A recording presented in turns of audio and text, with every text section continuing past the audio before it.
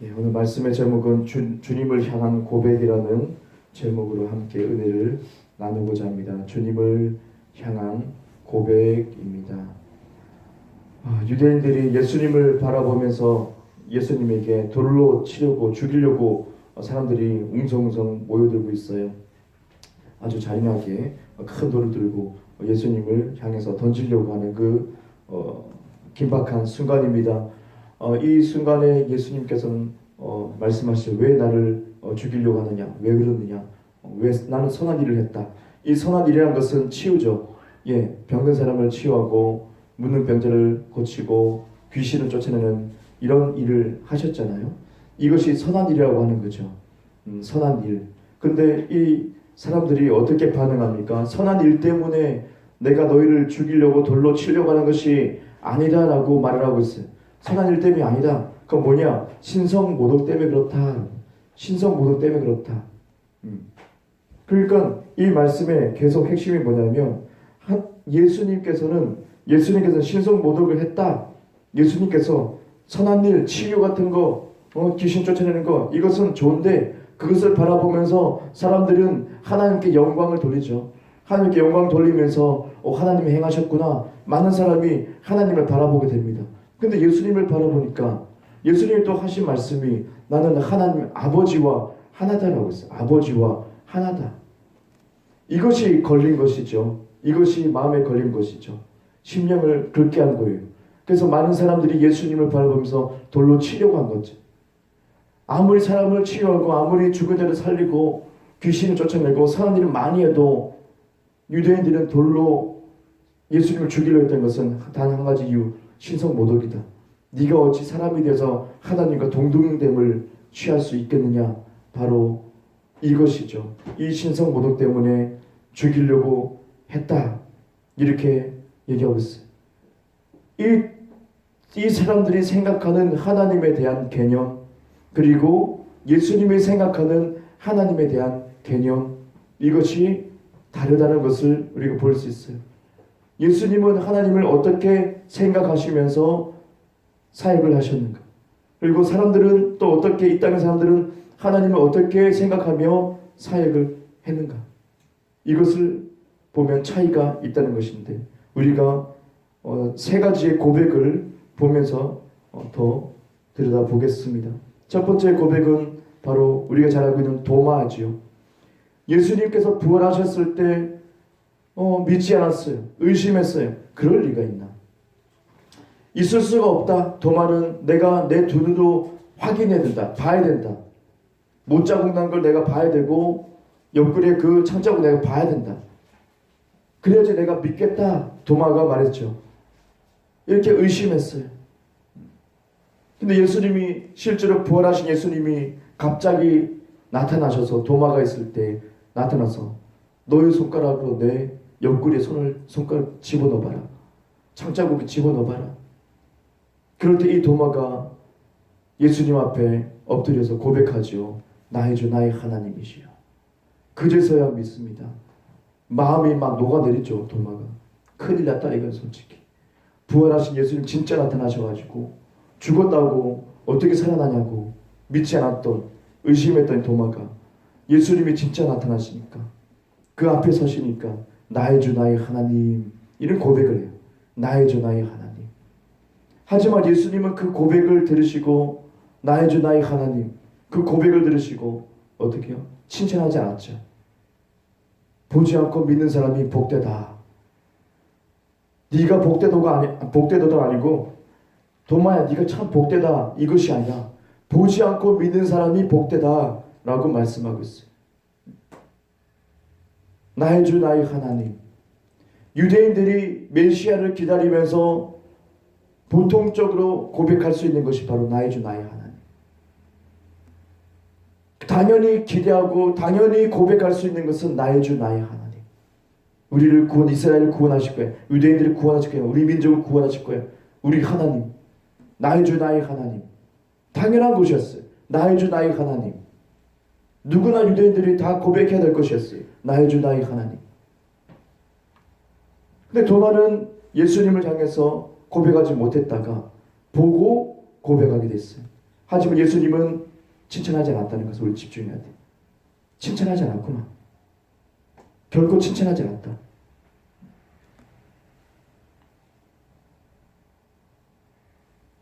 두 번째 고백은 바로 베드로죠. 주는 그리스도시요 살아계신 하나님의 아들이십니다. 주는 그리스도시요 살아계신 하나님의 아들이십니다. 예수님은 이 베드로의 고백을 듣고 칭찬하시죠. 반대로 네가 참 복이 있다. 도마에게는 말했습니다. 보지 않고 믿는 사람이 복되다. 너 말고 도마야. 도마야 너 말고 육안으로 보지 않고 믿는 사람이 참 복된 것이다. 도마야. 부드럽게 책망하시죠. 근데 이 베드로의 고백을 듣고 예수님은 네가 복되다는 거예요. 찍어서 말해요. 네가 복되다. 왜요? 뭐라고 고백했어요? 나의 주 나의 하나님이 아니라 주는 그리스도시요 살아계신 하나님의 아들입니다. 결정적인 거 있어요. 아들입니다. 그리스도요 아들입니다. 아들. 베드로는 하나님의 계시로 인해서 자신의 머리에서 나온 것이 아니고 자신의 머리에서 나올 수 있는 것을 나의 주 나의 하나님인데 나의 주 나의 하나님의 고백이 아니라 어떻게 해요? 살아계신 하나님의 아들입니다. 아들. 베드로는 하나님을 아버지의 개념으로 순간 깨닫게 됐어요. 그리고 순간 예수님을 그분의 아들의 개념이 확실하게 잡히게 됐어요.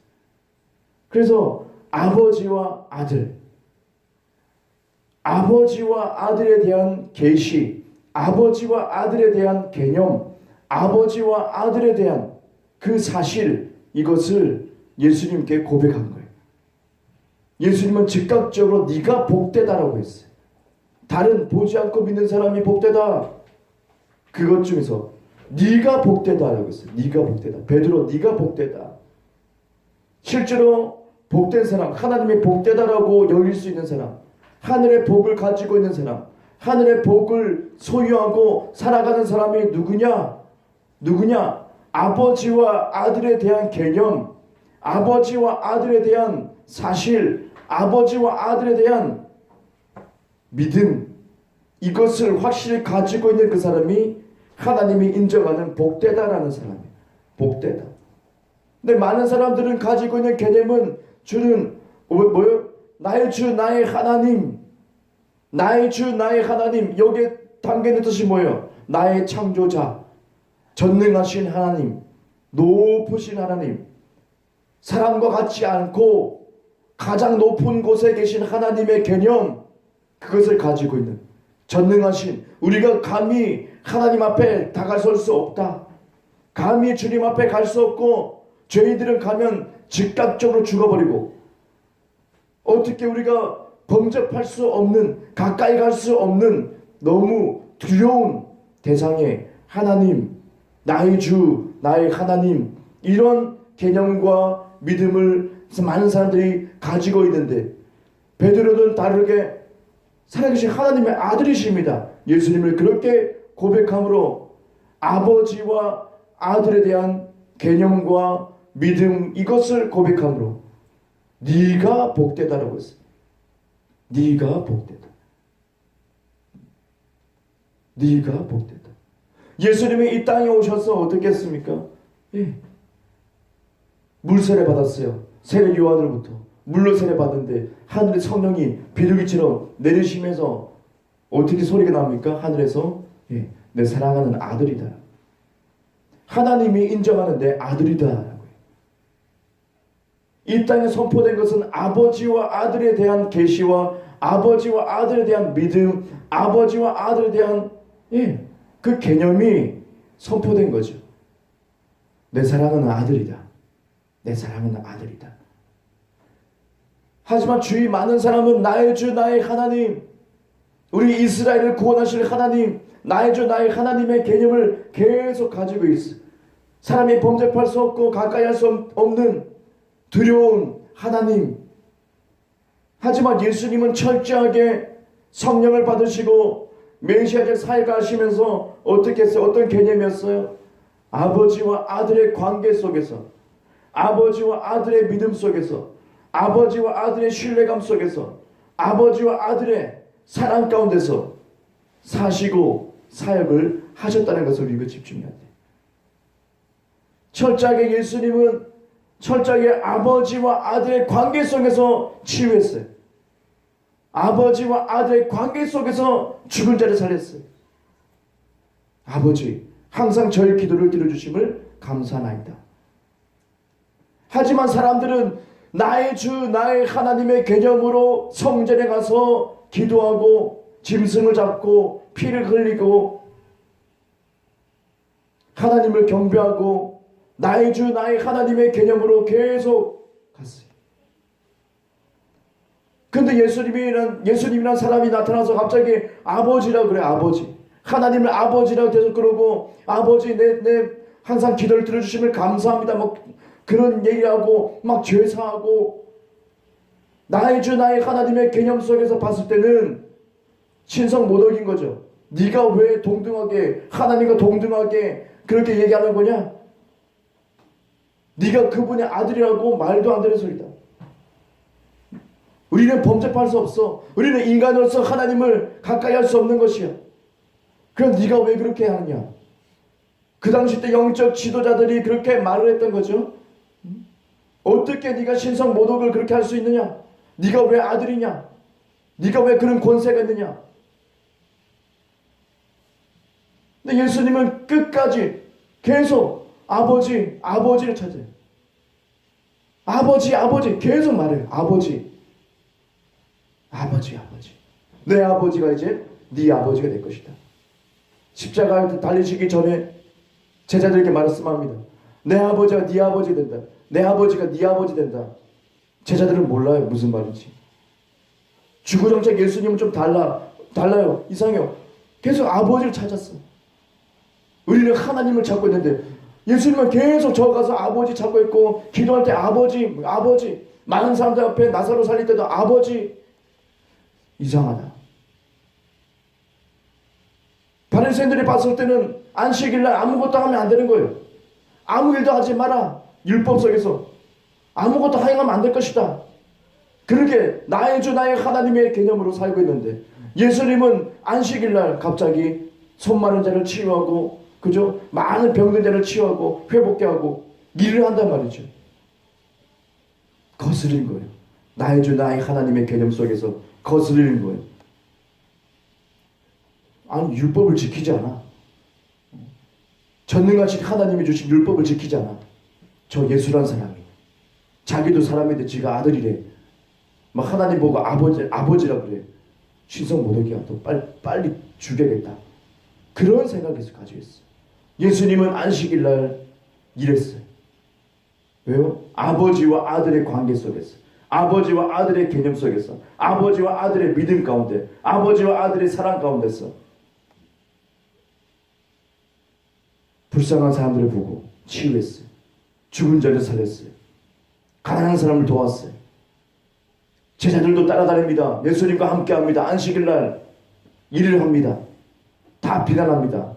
유대인들이 전능하신 하나님의 율법을 지키지 않는다고 비난합니다.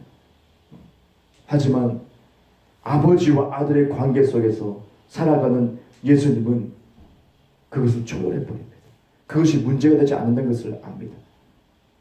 그분이 함께 하시기 때문에, 하나님 아버지가 함께 하기 때문에, 함께 할 수 없다고 생각하는 사람들, 예수님을 함께 할 수 있다고 믿는 그 믿음이 용납할 수가 없는 거예요. 도마가 고백했듯이 나의 주 나의 하나님이요. 다른 사람이 도마가 이제 제대로 깨달았구나. 하지만 예수님은 칭찬하지 않는 것은 나의 주 나의 하나님, 그 계시에 머물러 있기 때문이죠. 거기까지 깨달은 것도 참 잘한 것이지만, 베드로의 계시까지, 베드로가 깨달은 그 깨달음까지 갔어야만 했던 거예요. 아버지와 아들에 대한 계시. 네가 복되다. 네가 복되다. 그리고 놀라운 것은 예수님께서 십자가에 이제 숨이 끊어지기 직전에 고백하십니다. 하늘을 바라보고 나의 하나님 나의 하나님 어찌 나를 버리시나이까. 나의 하나님 나의 하나님 어찌 나를 버리시나이까. 찾았어요? 다른 거? 예수님은 항상 이 땅에 오셔서 하나님을 어떻게 불렀다고요? 아버지로 불렀다고요. 아버지, 아버지. 아버지의 관계 속에서, 아버지의 믿음과 사랑 속에서 그렇게 사역을 하셨는데, 십자가에 달려서 고백했던 것은 처음으로 예수님 입속에서 뭐가 나왔어요? 예수님 입술로 뭘 고백했어요? 하나님을 고백했어요. 하나님. 매번 아버지, 아버지, 아버지, 주구장창 아버지, 아버지 하다가 십자가에서 나의 하나님, 나의 하나님, 어찌 나를 버리시나이까. 뭐예요? 신성한 교체가 일어났어요. 보이지 않는 교환이 일어났어요. 거룩한 교환이 일어났어요. 그 아버지라고 하는 그 호칭, 그 아버지에 대한 믿음과 사랑, 이것이 어떻게 해요? 예수를 믿는 우리에게 주시려고. 우리가 이제 아버지라고 하고, 예수님은 어떻게 해요? 유대인들이 고백했듯이 나의 주 나의 하나님, 나의 하나님 나의 하나님 어찌 나를 버리시나이까. 바뀌었어요. 처음으로 그렇게 얘기했어요. 예수님이 십자가에서 처음 얘기했어요. 나의 하나님 나의 하나님. 하나님의 개념을 가지고 있지 않았는데, 아버지의 개념을 가지고 있는데, 이제는 나의 하나님이요. 죄인과 의인의 신성한 교환이라는 것이, 우리가 예수님처럼 이제는 아버지라고 부를 수 있는 조건이 생기게 된 거예요. 예수님이 우리의 죄가 되시면서 이제는 아버지를 부르지 않아요. 예, 뭡니까? 나의 하나님, 나의 하나님. 유대인들처럼. 그 뭐예요? 죄가 되셨다. 예수님이 우리의 저주가 되셨다. 아버지의 관계, 그것이 끊어지면서 나의 하나님으로 추락해버렸다. 죄의 삭은 사망입니다. 반드시 죽어야 됩니다. 우리가 죽어야 되는데 어떻게 해요? 예수 그리스도가 죽으셨어요. 그걸 처음으로 예수님이 나의 하나님, 나의 하나님. 그 나의 하나님, 이 말이 얼마나 서글픈지. 하나님 아버지와 항상 붙어있는, 우리 자녀와 항상 재밌게 놀고 있는데 이것이 끊어져가지고, 부모와 자식 간이 끊어져가지고 등 돌리고, 부모가 자식을 바라보지 않고, 어제만 해도 사랑했었는데, 얼굴을 닦아줬는데 등 돌리고 욕하고 모른다면 그 마음이 무너지, 예수님의 마음이 무너지. 나의 하나님, 나의 하나님, 이 두 마디한테 엄청난 좌절감, 실패감. 왜요? 우리의 저주가 됐기 때문에, 우리의 죄가 됐기 때문에 좌절감과 실패감과 엄청난 무너짐이 마음속에 있었을 거예요. 나의 하나님, 나의 하나님. 예수님이 죄가 되셨다는 증거예요. 놀랍게도 우리는 이제는 아버지라 부르게 돼요. 내 아버지가 이제 네 아버지가 될 거야. 우리가 하나가 된 것처럼 저들도 하나가 되게 하소서. 예수님 꼭 기도하잖아요. 아버지와 내가 하나가 된 것처럼 저들도 하나가 되게 하소서. 여전히 저들은 뭐요? 사람들은 뭐요? 나의 주 나의 하나님, 죄인의 개념에서 주님과 하나가 될 수 없는 개념 속에서 머물러 있는데 안타까워서 저들이 우리가 하나 된 것처럼 저들도 하나 되겠어요. 예수님이 강구합니다. 이루어집니다. 이루어졌습니다. 이제 우리가 하나님 아버지라고, 하나님 아버지의 개념을 가지고, 우리는 이 시대에 살면서 예배드리고 신앙생활하면서 나의 주님, 나의 하나님 고백할 수 있죠. 예, 당연히 할 수 있는 것이. 그리고 아버지, 예, 고백할 수 있어요. 아빠, 그죠? 성경이랑 놀랍게도 아빠라고 나오지. 더 친밀해지. 아빠, 아바 아버지, 아빠 아버지, 이 뜻이잖아요. 다 고백할 수 있어요. 하지만 제가 말씀드린 것은 여러분 다 고백할 수 있지만 가장 바른 것이 뭐냐? 나의 주 나의 하나님보다 아빠 아버지, 그 개념이 여러분에게 깊숙이 있길 바랍니다. 왜요? 예수님이 그 개념 속에서 그 믿음과 그 사랑 가운데서 사역하셨고 그 사랑 가운데서 사셨기 때문에 우리는 바리새인을 따라가는 것이 아니잖아요. 우리는 유대인들을 따라가는 것이 아니잖아요. 나의 주 나의 하나님 고백할 수 있지만 내 무의식 속에 담이 생긴단 말이죠. 하지만 어떻게 해요? 이 담을 허물려면 어떻게 해요? 아빠라고 불러야 돼. 어색할 수 있어. 이전에 다른 교회에서 집회하면서 주님께 갑자기 기도할 때 감동이 어서 아빠라고 불러. 아빠라고 한참을 부르짖으면서 울었던 것 같아요. 아빠.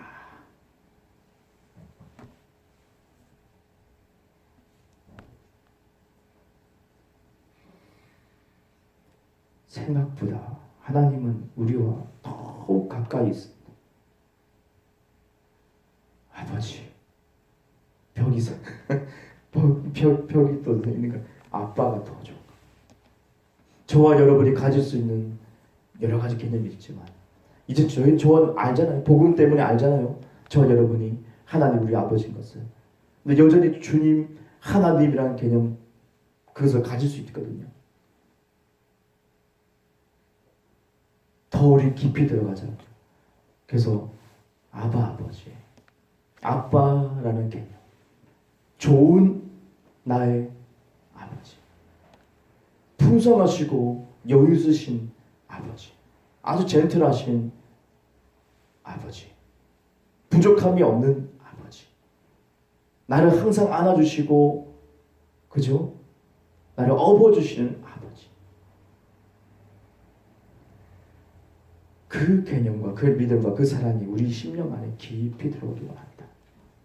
예수님이 가졌던 것처럼. 그리고 그 개념 속에서 치유를 행하고 그 개념 속에서 귀신을 쫓아내고 그 개념 속에서 살아가는 것. 그게 올바른 거라고 저는 생각합니다. 그게 예수님이 보여주신 것입니다. 십자가에서 신성한 교환이 일어났습니다. 바로 우리에게 주신 것입니다. 이 시대에 또 많은 사람이 또 오해할 수 있는 것은 내가 하나님과 예수님과 내가 하나가 됐다. 이렇게 말을 하면 사람들이 또 색안경 끼고 봐요. 네가 어때서 하나님과 예수님과 또 하나가 됐어? 누가요? 믿는 사람들이요. 교회들이요. 교단들이요. 어떻게 네가 예수님과 하나 됐니? 말도 안 돼서요. 그렇게 또 색안경을 끼고 막 책망하는 사람도 있지요. 그분들은 복음을 몰라서 그럽니다. 복음의 능력은 예수님이 말씀하신 것처럼 우리가 하나가 된 것처럼 저들도 하나가 되게 하셨어. 예수님과 일치가 되었던 것이죠. 지금 이 시대 예수님과 일치가 됐다. 내가 예수와 하나가 됐다. 이렇게 얘기하면 이상하게 보는 거야. 너 미쳤냐? 그러면. 이상하게 보는 거예요. 예수님 성경에 뻔히 나와 있는데도 이상한 색안경을 끼고 보고 그 사람을 막 책망하고 막 그럴 수도 있어.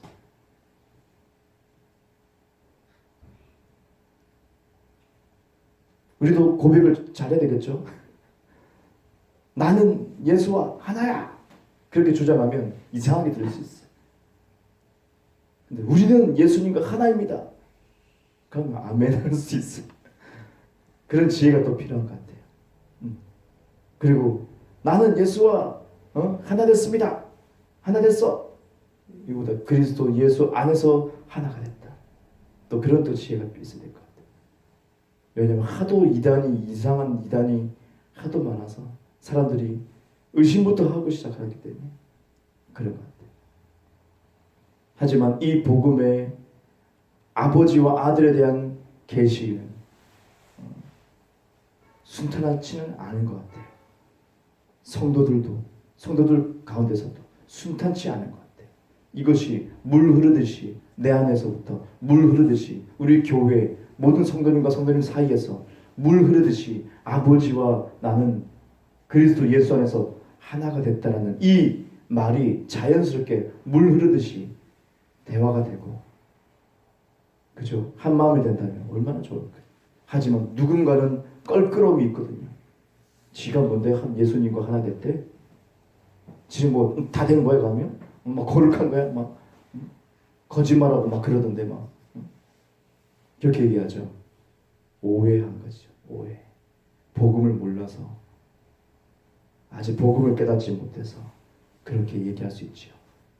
교회 다닌다고 다 복음 깨닫는 거 아닙니다. 그래서 바울도 내가 거기 가가지고 그 교회 가서 내가 어떻게 복음을 내가 전파해야 되겠다. 그렇게 계속 얘기하고 있죠. 우리에게 주신 복음은 아버지와 아들의 개념, 그 믿음, 아버지와 아들에 대한 사랑과 능력, 거기서부터 삶이 시작되는 겁니다. 그리고 여러분은 사셔야 됩니다. 그 개념으로 사셔야 됩니다. 순탄치 않은 것은 성경에 나와 있고 핍박이 있을 것이고 오해도 있을 것이지만 성경대로 믿자는 거죠. 그분이 우리와 함께하고 있습니다. 우리와 일치를 이루고 있습니다. 그리고 우리를 올바른 길로 한 걸음 한 걸음 인도하고 있습니다. 신성한 교환이 일어났습니다. 나의 하나님, 나의 하나님. 예수님은 죄인들의 고백을 하시고 우리 대신해서 죄인들의 고백을 하시고 그분이 죽으셨고 우리는 그분으로 인해서 살아났습니다. 이제는 우리는 고백합니다. 아버지. 이제 우리 고백합니다. 아빠. 좋으신 아빠, 아버지. 이 개념 속에서 우리가 주님의 은혜 가운데서 승리하길 원합니다. 네, 다 같이 기도하겠습니다. 하나님 감사합니다. 하나님 감사합니다.